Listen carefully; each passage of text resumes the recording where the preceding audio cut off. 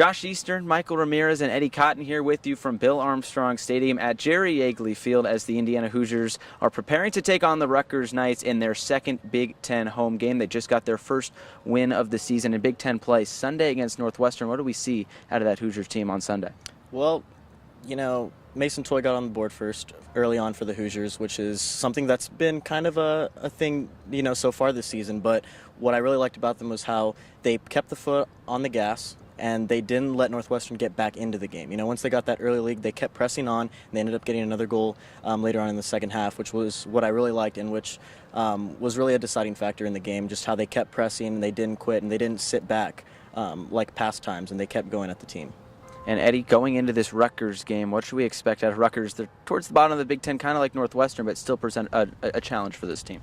Well, they're towards the bottom of the Big Ten, but interestingly enough, part of the reason behind that has just been bad luck. Last season, they didn't win a single game in the Big Ten, but stylistically, they play a style that a competitive team likes to play. They had some bad injuries last year. Those guys are coming back. You have Eric Saw, who comes back this year. He'll play right at the center of the midfield, and he's incredibly talented and can cause a challenge on free kicks, set pieces. So Indiana's going to have to be really disciplined defensively, like they usually are, though. And Coach Yeagley said Eric Saw was one of the best midfielders in the Big Ten. So what should we expect now from this Indiana team going up against maybe a lower-tier Rutgers team?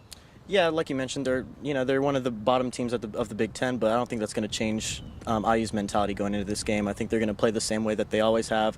Whether they're a ranked team or not, IU's going to play the same way that they always have. They're going to press on. They're going to try to get an early goal early on, like they did against Northwestern, and they're going to try to hold them out. And like Eddie mentioned, that defense is rock solid back there, so I don't think they should have a problem with Rutgers too much this weekend.